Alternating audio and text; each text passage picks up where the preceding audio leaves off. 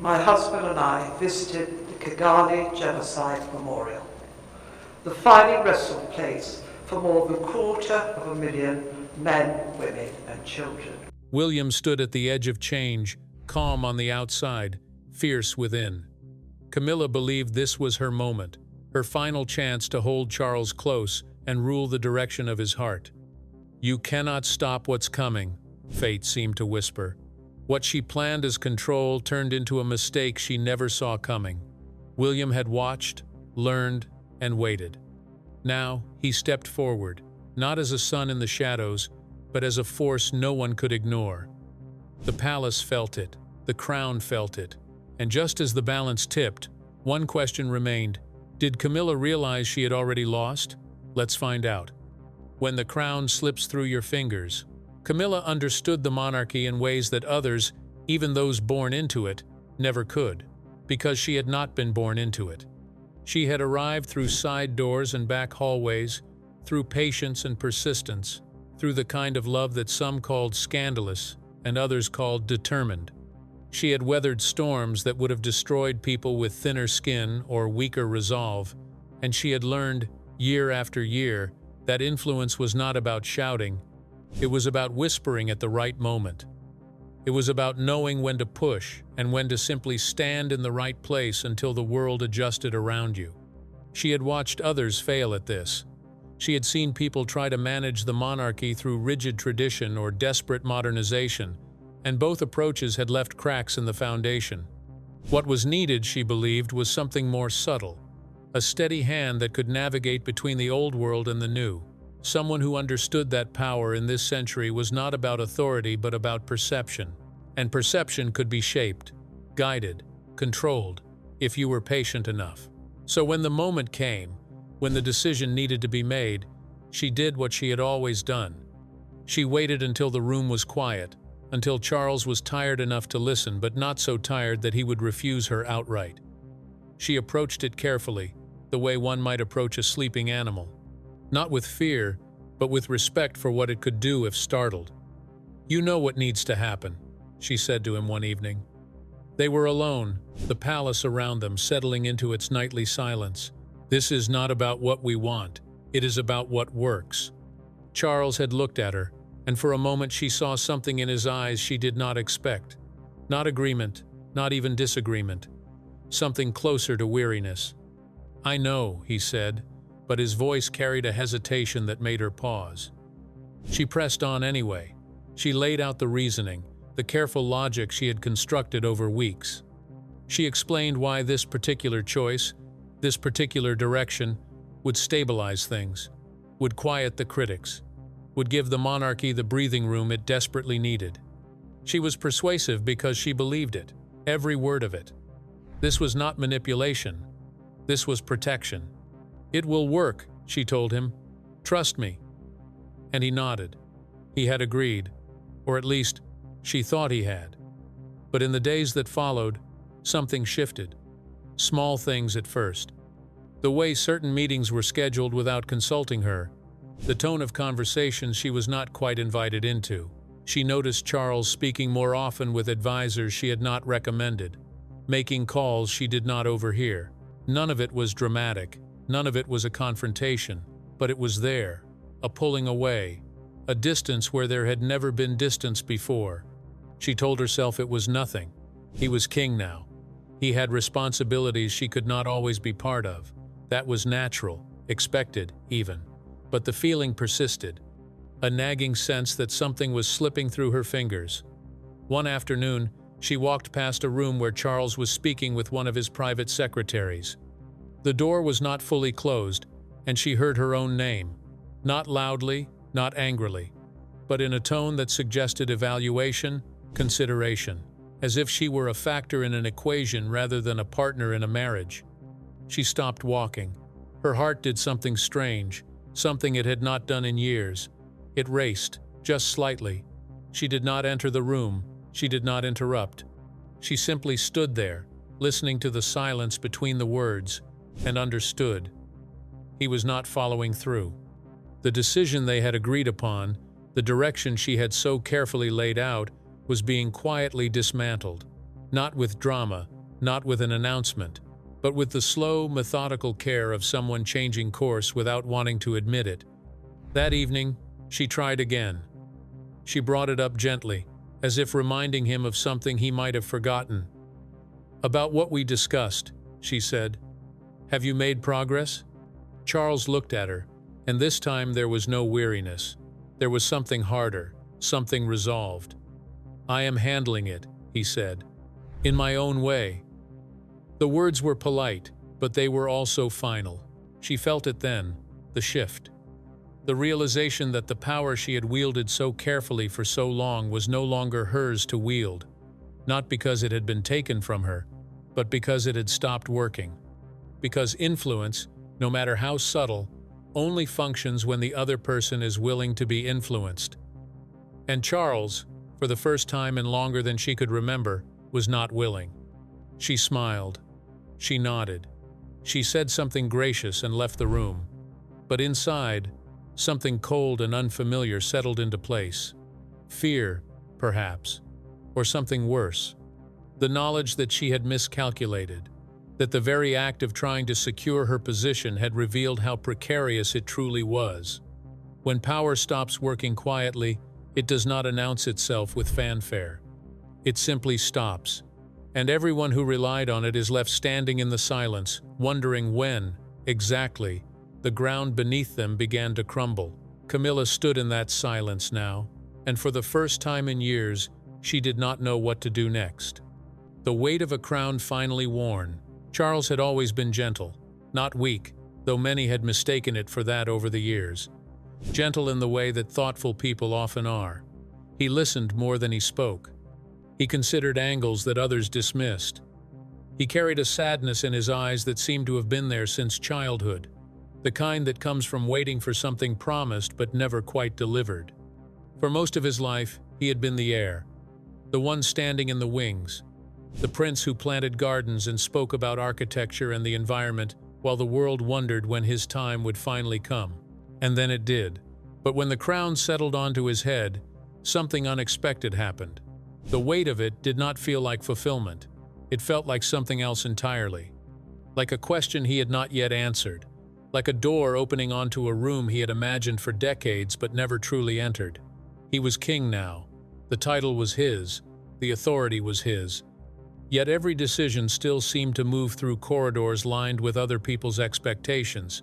His mother's legacy, his wife's counsel, the advisors who had served the crown longer than he had worn it, the public who watched his every gesture, waiting to see if he would succeed or stumble. He had thought, in those early days, that finally having the role would mean finally having clarity, but instead, he found himself caught between what he wanted to do and what everyone else believed he should do. And often, the loudest voice in that chorus belonged to Camilla. She meant well, he knew that. She loved him, in her way. She had stood beside him through years when others would have walked away. She understood the machinery of royalty better than he sometimes did, having learned it not through birthright but through observation and survival. She had become invaluable, essential, even. But somewhere along the way, essential had begun to feel like something heavier, like a presence he could not move past, like a voice he could not unhear. He had gone along with it for so long. Her suggestions, her quiet insistence on what would work and what would not. It had been easier that way. Safer. She had good instincts, and he trusted her. But trust, he was beginning to realize, was not the same as agreement, and agreement was not the same as surrender. The moment of reckoning came on an ordinary Tuesday. Nothing dramatic. No shouting or ultimatums. Just a conversation that felt like all the others they had had, except this time something inside him refused to nod along. Camilla had been explaining why a certain decision needed to be made quickly. Something about public relations and timing and seizing an opportunity before it passed. Her logic was sound, her reasoning careful. She was good at this. But as he listened, Charles felt something tighten in his chest, a resistance he had not allowed himself to feel before. "I understand what you are saying," he told her. His voice was calm, too calm perhaps, but I need time to think about it. She looked at him with surprise. No offense. Exactly. Just a surprise. Because this was not how their conversations usually went. There is not much time, she said gently. If we wait, the moment will pass. Then it passes, he said. The words hung in the air between them. She studied his face, searching for something. An explanation. A reassurance that this was just fatigue or distraction. But he offered neither. He simply looked back at her, with a quiet resolve she had not seen before. Charles, she said softly, what is this really about? He did not answer immediately. How could he? How could he explain that it was not about this one decision but about all of them? About the decades of compromise and deferral and waiting for his turn, only to find that even now, even as king, he was still waiting, still being guided, still being managed. I just need to decide this myself, he said finally. She nodded, though he could see the worry flickering behind her eyes. She left the room without another word, and Charles sat alone in the silence that followed, feeling both relieved and terrified. In the days after, he did not act on the matter she had raised. He did not refuse it outright. He simply did nothing. He let it sit. He let the urgency she had spoken of dissolve into the ordinary passage of time, and when she brought it up again, more carefully this time, he gave her the same answer. I am still considering it. But they both knew. He was not considering it. He was quietly setting it aside, not with anger or defiance, but with something more unsettling. With the deliberate inaction of someone who had decided, finally, to stop being moved, the palace noticed. Of course it did. These places always notice. The staff who had worked there for decades could read a room better than any scholar could read a text. They saw the way Camilla's schedule began to shift. The meetings she was no longer invited to. The decisions that moved forward without her input. They saw the way Charles spoke more often with advisors she had not recommended. The way he paused before answering questions about matters she would have once handled for him. No one said anything directly. That was not how these things worked. But the whispers started. Quiet observations exchanged between private secretaries, glances between staff members who had learned to communicate entire paragraphs with a single look. The strain was there, undeniable. A crack running through the center of what had always appeared unified. One of the senior advisors, a man who had served 3 monarchs and understood the institution better than most, finally approached Charles privately. He did not frame it as concern. He framed it as curiosity. Your Majesty, he said carefully, forgive me, but there seems to be some uncertainty among the staff, about direction, about whose counsel you are prioritizing. Charles looked at him for a long moment. He could have deflected, could have offered reassurances that everything was fine, but he was tired of doing that. I am prioritizing my own, he said simply. The advisor nodded slowly, understanding more than the words conveyed. Of course, sir, as is your right. But as the man left, Charles knew what he was thinking, what they were all thinking. That uncertainty at the top does not stay contained, that when the king and queen are not aligned, the entire structure begins to wobble. That cracks, once visible, are almost impossible to seal. Camilla felt it too. She was too perceptive not to. She saw the way conversations shifted when she entered rooms, the way decisions were made without her, the way Charles had become polite but distant, present but unreachable. She did not confront him. What would she say? That she had lost influence? That she was being sidelined? To admit that would be to admit how much control she had once held, and that was a conversation neither of them wanted to have. So they moved through their days in a kind of careful choreography, smiling in public, courteous in private. But the warmth that had once existed between them had cooled into something formal, something strained. Charles lay awake some nights, staring at the ceiling, wondering if he had made a mistake, wondering if pushing back had been worth the cost. But then he would remember the feeling of finally making a choice that was entirely his, and the doubt would fade. Not completely, but enough. When unity cracks at the top, everyone notices. The staff notices first, then the advisors, then eventually the public. And once it is noticed, it cannot be unseen. The question is never whether the crack exists. The question is whether it can be mended, or whether it will simply continue to spread until something gives way entirely. Charles did not know the answer yet, but for the first time in his life, he was willing to find out. The heir who stopped asking. William had been watching his father carefully since the coronation, watching the way Charles carried the weight of the crown, the way decisions seemed to exhaust him, the way every choice appeared to pass through multiple filters before reaching the light of day. And he had been watching Camilla too, the way she moved through the palace, the way her suggestions became decisions, the way she had, over years, woven herself so deeply into the fabric of the institution that separating her influence from Charles's own judgment had become nearly impossible. William understood what she had done. He did not resent it. Exactly. She had survived in a world that had tried to reject her, and survival required strategy. But he also understood that her influence, however well-intentioned, was not necessarily aligned with what the monarchy needed next. And lately, he had begun to notice something shifting. It started with small things, meetings his father took alone, decisions that moved forward without Camilla's visible hand guiding them, the way Charles had begun to pause before answering certain questions, as if reclaiming space to think for himself. William saw it all. He watched the tension grow between his father and stepmother, watched the careful distance that had begun to replace their once effortless unity. He said nothing. He simply observed. And then one afternoon, during a private conversation with one of his father's senior advisors, William understood that the moment he had been waiting for had arrived. The advisor had been speaking carefully, the way palace staff always did when discussing delicate matters.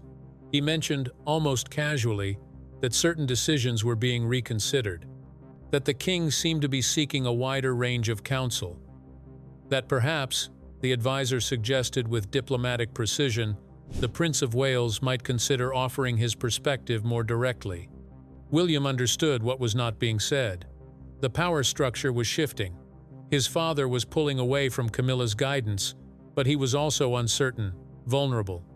And in that vulnerability lay an opening, not a dramatic one, not something that required confrontation or force, just a space where William could step forward, quietly and deliberately, and begin to shape what came next. He thought about it for several days, not because he doubted himself, but because he knew that once he moved, there would be no going back. This was not about ambition in the petty sense.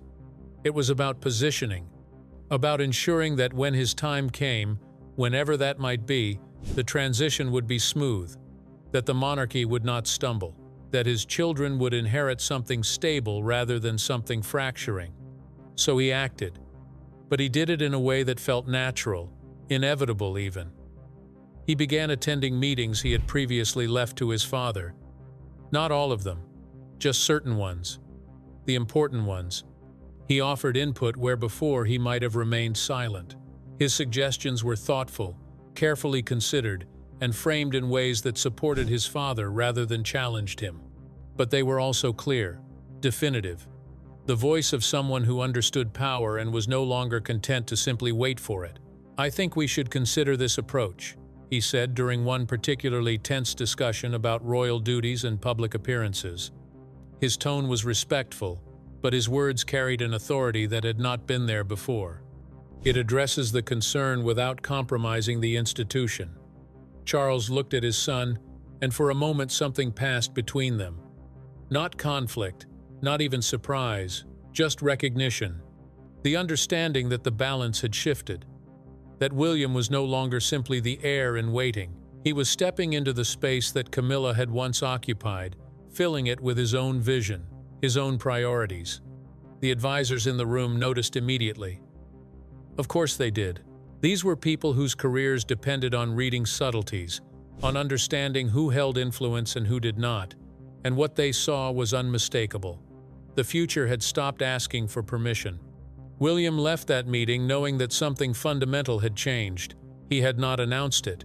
He had not needed to. Power, real power, does not require proclamation.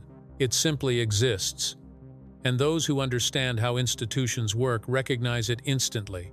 In the days that followed, his presence became more pronounced, not overwhelming, not aggressive, just present in ways it had not been before. He took calls that might once have gone to Camilla. He weighed in on matters that affected the family's public image. He began, very carefully, to build relationships with the key advisors who would one day serve him as king. Camilla noticed, though she said nothing. What could she say? William had done nothing wrong. He had simply stepped forward. But she understood what it meant. She saw her own influence being quietly replaced, not with hostility but with something more permanent, the future. Charles noticed too. He saw his son moving with a confidence that both impressed and unsettled him because he recognized it. It was the same quiet determination he had wished he possessed decades ago, the same certainty he had spent his life searching for, and seeing it in William made him realize just how much of his reign had been spent looking backward rather than forward.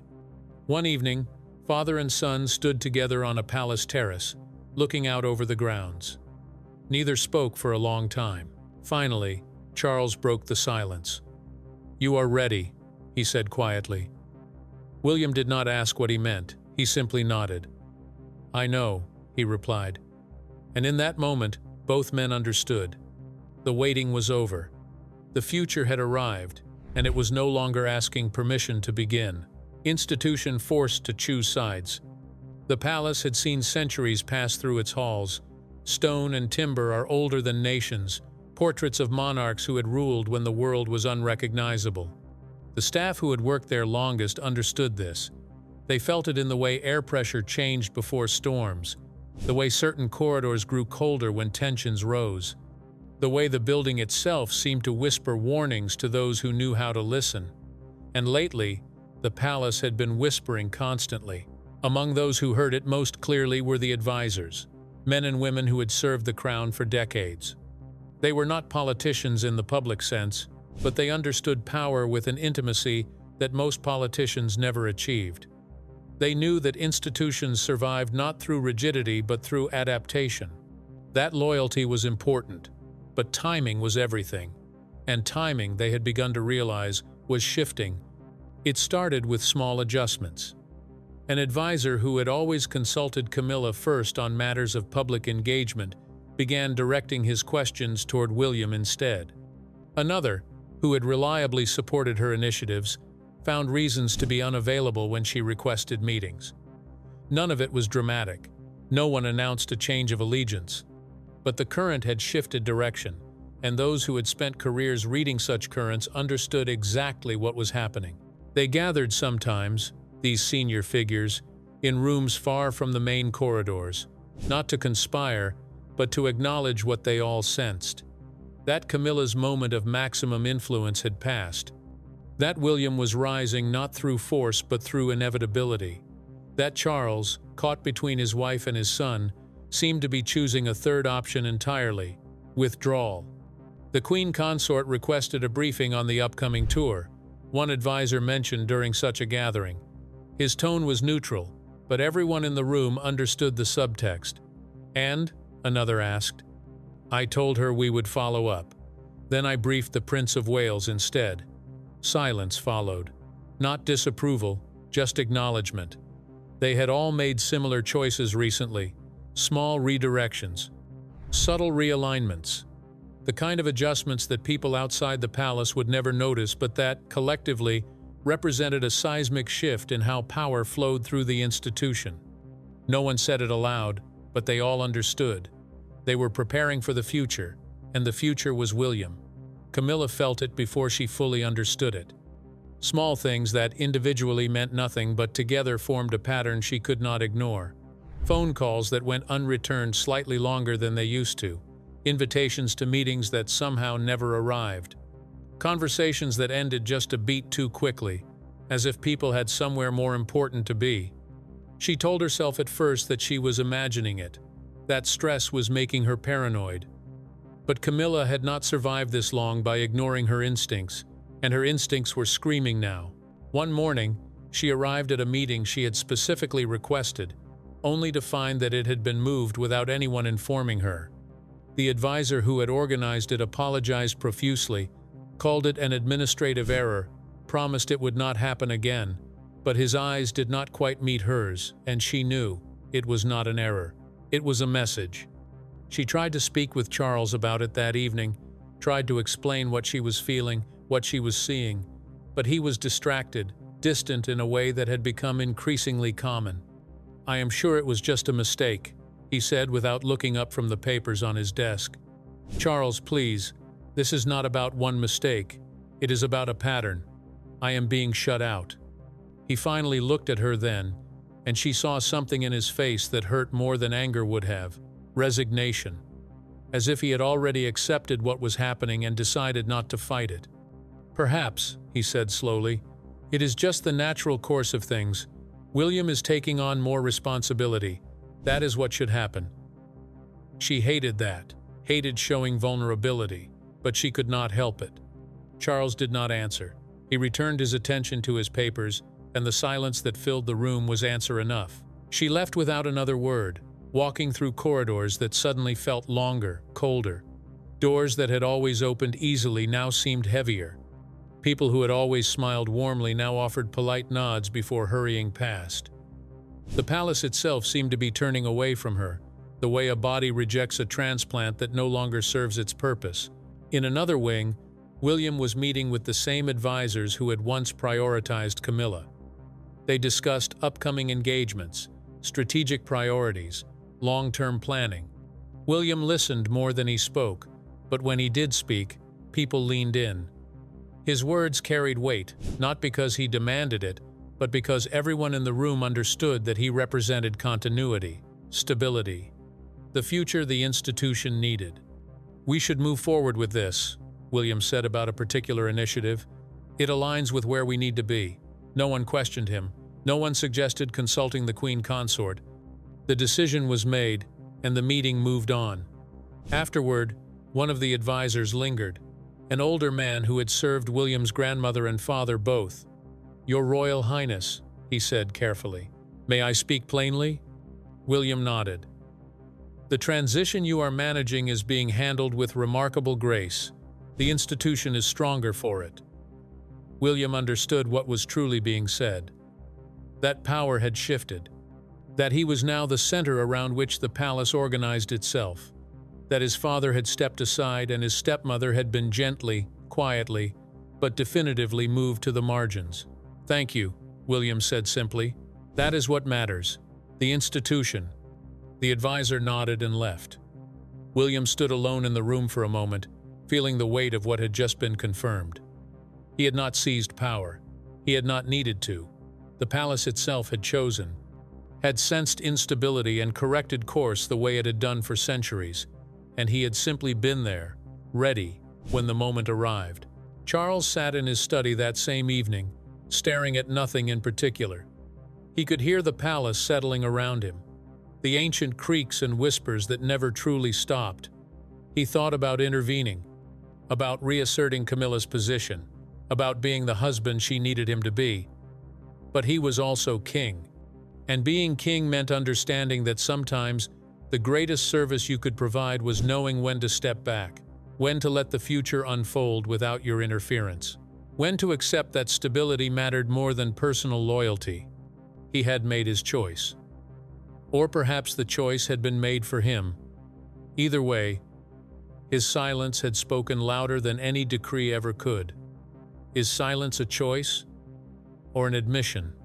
In Charles's case, it was both, and the palace, ancient and knowing, simply absorbed one more turning point in its endless history. The collision no one saw coming. The moment arrived on a gray afternoon in one of the palace's smaller drawing rooms. They had both been summoned to discuss arrangements for an upcoming royal engagement, something that should have been straightforward. But the atmosphere when they entered was anything but simple. The air felt thick, as if the room itself understood that something more significant than logistics was about to unfold. They exchanged pleasantries first. That was how these things always began. Polite inquiries about health and family, carefully modulated smiles. But both of them could feel the tension beneath the surface, coiled and waiting. Camilla spoke first about the engagement, outlining her thoughts on how it should be handled. Her tone was measured, experienced. She had done this countless times before, and her suggestions were sensible, practical. But as she spoke, she noticed something in William's expression, not disagreement, exactly, something cooler, more distant. When she finished, there was a pause. William nodded slowly, as if considering her words. Then he spoke, and his voice carried a quiet finality that she had not heard from him before. "I appreciate your perspective," he said, "but I think we need to approach this differently." It was a simple statement, polite, even, but the meaning underneath was unmistakable. He was not asking for her approval. He was informing her of a decision already made. Camilla felt something tighten in her chest. She kept her expression neutral, but inside, alarms were sounding. This was not how their interactions usually went. There had always been a certain deference, a recognition of her experience and position. But that recognition was absent now, replaced by something else. Authority, his, not hers. "May I ask why?" Her voice remained steady, though it took effort. William met her gaze directly. There was no hostility in his eyes, but there was no warmth either. Just a calm, unwavering certainty. "Because the methods that worked in the past will not serve the future," he said. "We need to adapt, and that adaptation needs to come from a clear vision of where we are headed, not where we have been."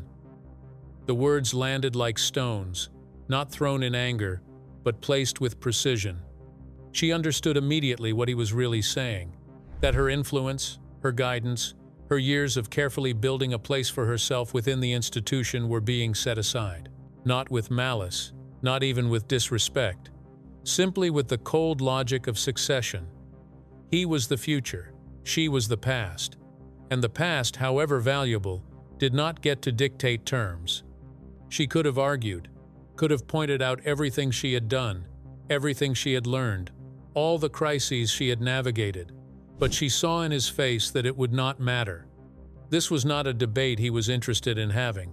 This was a boundary being established, firmly and irrevocably. "I see," she said quietly. The two words carried more weight than any speech could have. William softened slightly, but he did not retreat. "I do value your experience, but this is about setting a clear direction, one that cannot be pulled in multiple directions." "Of course," Camilla replied, though her throat felt tight. "I would never want to cause confusion." "I know you wouldn't," William said, and there was genuine kindness in his tone. But kindness, she realized, was not the same as compromise. He was being gracious while simultaneously closing a door that would not open again. The meeting concluded shortly after. More pleasantries were exchanged, more carefully neutral smiles, but as Camilla walked through the corridors afterward, she felt the full weight of what had just happened. She had tried to maintain her position, to continue guiding the trajectory of the crown the way she had for years, and in doing so, she had miscalculated catastrophically. Because her attempt to influence Charles had not strengthened her standing, it had created the very opening that William needed to step forward and claim authority she could no longer contest.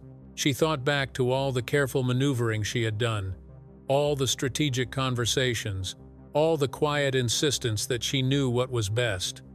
And she realized now that every move she had made had simply highlighted how much control she was trying to maintain. And institutions, especially ones as old as the monarchy, do not reward those who cling to control. They reward those who embody inevitability. And William had become inevitable. That evening, she sat alone in her private sitting room, staring out at the gardens she had once taken such pleasure in. Everything looked the same.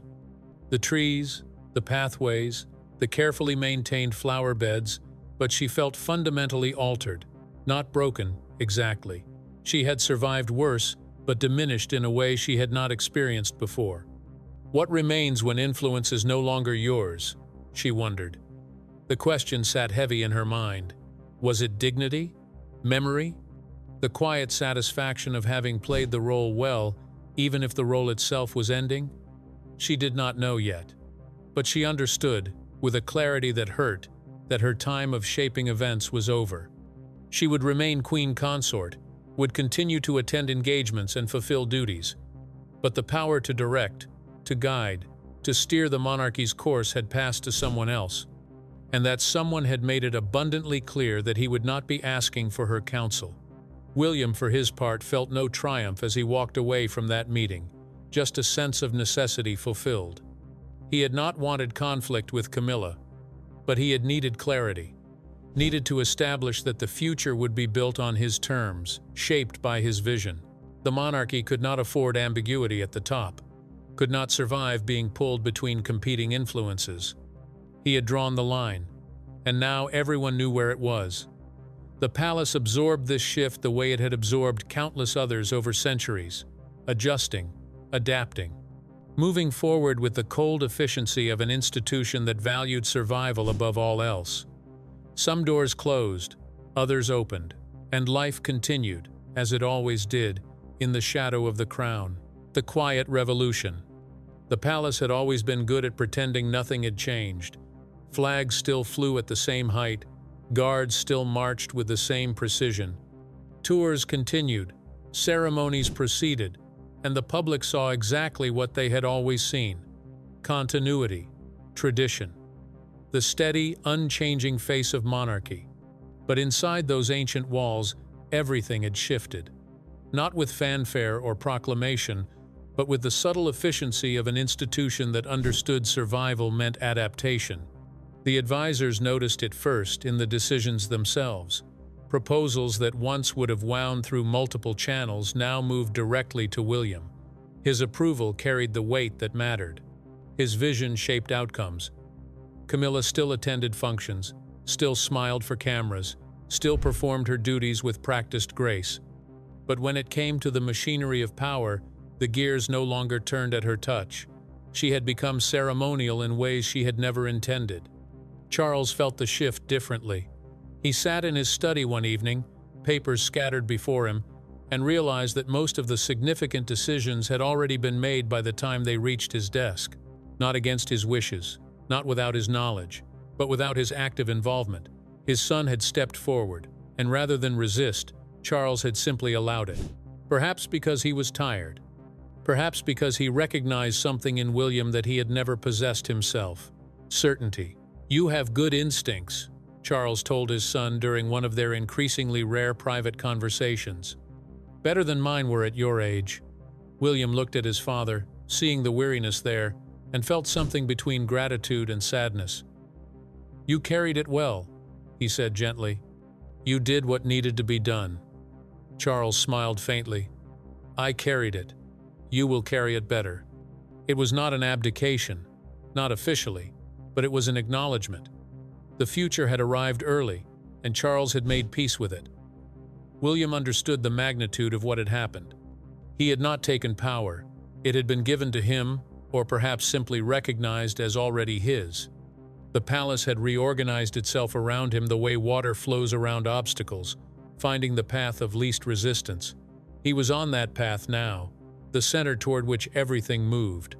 He thought sometimes about his grandmother, about how she had held the crown for decades with unwavering dedication, about his mother, who had understood instinctively how to connect with people in ways the institution never could. And he thought about his father, who had waited so long only to find the role heavier than he had imagined. William carried all of them with him as he stepped forward, not burdened by their legacies, but informed by them. When the future arrives early, who truly wins? The question had no simple answer. Charles had gained relief from expectations he could never quite meet. Camilla had lost influence but kept dignity. William had inherited authority before inheriting the throne itself. And the monarchy, that ancient institution, had done what it always did: survived by transforming just enough to remain relevant.